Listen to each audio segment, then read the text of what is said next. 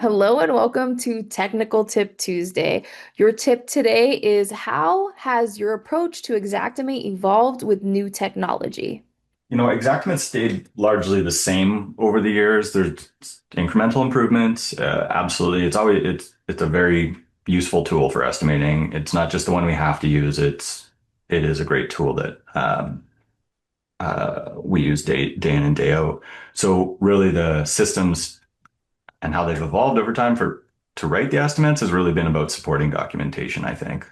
So, 15 years ago, whatever it was when I was first starting to estimate, it was a little bit more of a quick review and approval cycle. The project manager likely knew the adjuster. They talked, they worked things out, pick up the phone. Fewer and fewer systems to have control, as in, double check that it absolutely follows these protocols all the time. That's all new in the last 15 years.